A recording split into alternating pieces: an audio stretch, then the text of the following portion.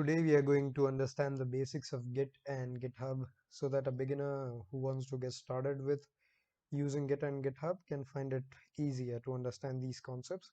So what is Git and GitHub? So Git is actually a version control software that helps us to maintain different versions of our code or a particular project that we are working on right now. And on the other hand, GitHub is an online platform which maintains all these changes that have been made to our project in form of different repositories. So we'll take a look at GitHub to understand it better. So I have actually logged into github.com. So over here, by clicking on new, you can create a new repository. You have to just type in the name, whatever you want to type in, and create a public or private repository as you want and click on create repository. I have actually created a repository, so I'm not creating new one. So I have created this repository called sample123.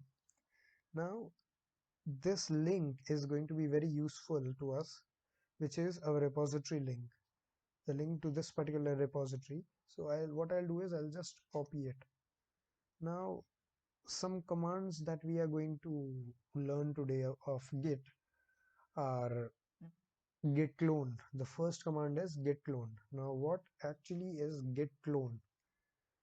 Let us say that there is some code that I have written on my system and I want to upload it to GitHub. Then I need to first clone this repository, which is this remote repository, into my local PC. So for cloning this repository, we need to write git clone and this particular URL.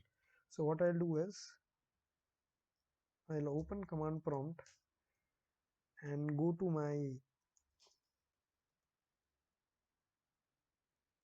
the path where I have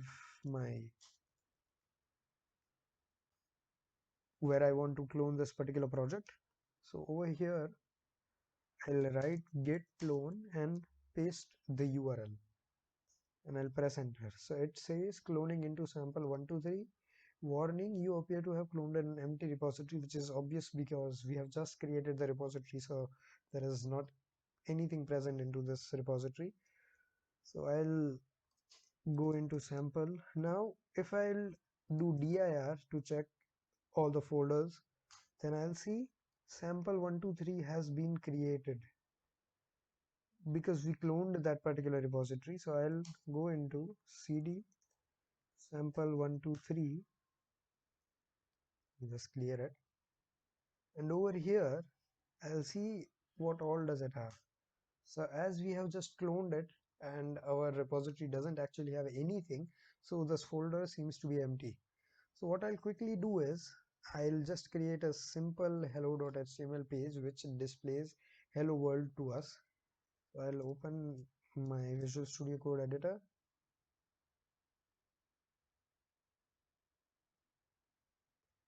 and just create a new hello world file.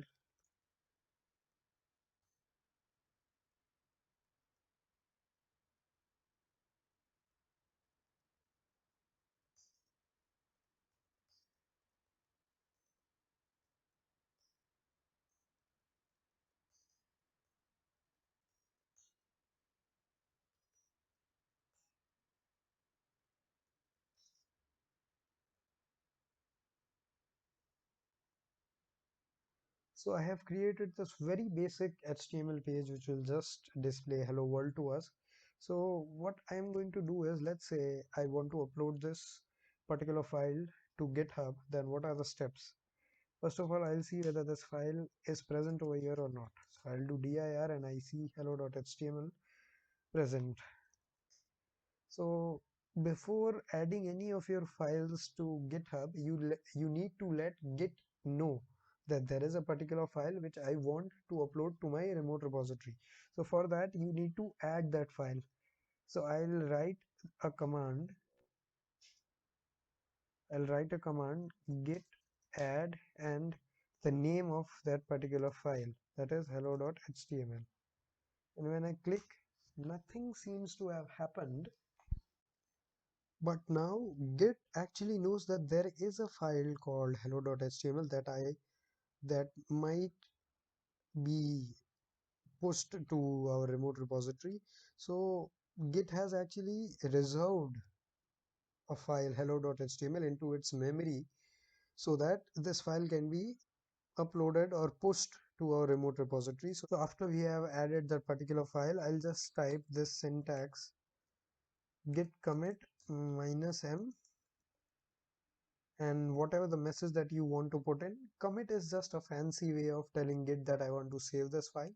So I'll just write created hello.html. What the message can be anything that you want, and I'll just commit it. So it shows that one file changed with 6 insertions. Now what are these 6 insertions? If I'll go and see over here in my file, there are 6 lines of code. So that is what it shows. And now we are ready to push this hello.html file to our remote repository, that is to GitHub. So I'll just write a command git push, which helps us to push this particular file from our local repository, that is our laptop in which we are working, to the remote repository, that is GitHub. So I'll just push it, and when you are mm, doing the first push, then you just need to log in into GitHub while writing the git push. So this is only for one time authentication. So I'll just quickly log in and get back.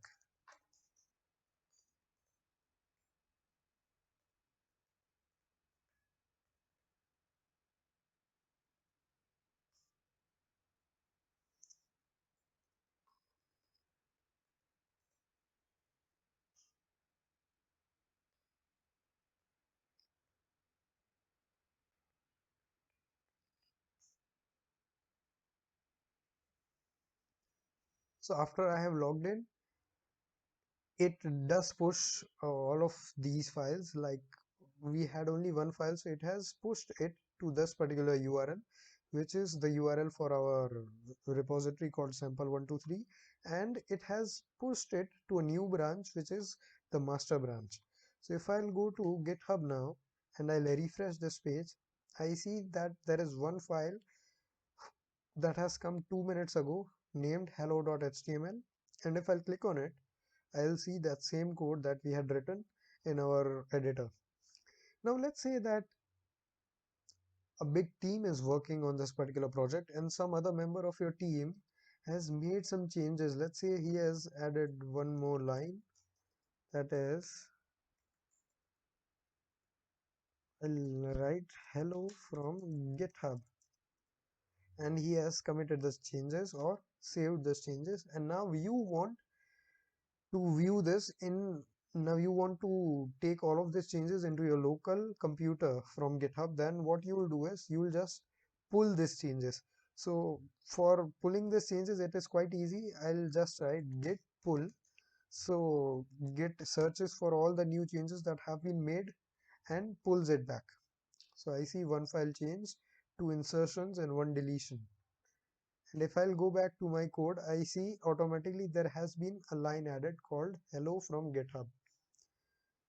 So other commands that are very useful for us while using GitHub is, first is git status. Now what is git status? It gives us a status about whether is there any pending file that has to be committed or that has to be added. So right now we get a message that on branch master, which is a main branch, your branch is up to date with origin master, nothing to commit, working tree clean. Now what is this branch? So I'll make a separate video on git branch because it is a very important topic. So firstly we'll take a look at some other commands, that is git log. Now what is git log? Git log gives us a very precise and very accurate data about all of the commits that we have made. So as you can see, on February 2 at 11 o'clock and 22 seconds, I made a commit that is update hello.html, and on February 2, 10 o'clock 57 minutes, I made a change that is created hello.html. So now if you see, this is the one that we had created, hello.html. And this update hello.html, this is the one which we have pulled. So it shows us two different things. So wherever you see this head master origin master, that means that this particular commit has been pulled and not been written by us in our local computer. So this was the basics of Git, and I'll make more videos on some important concepts, which is merge conflicts and branches in GitHub very soon after this. Hope you like this one.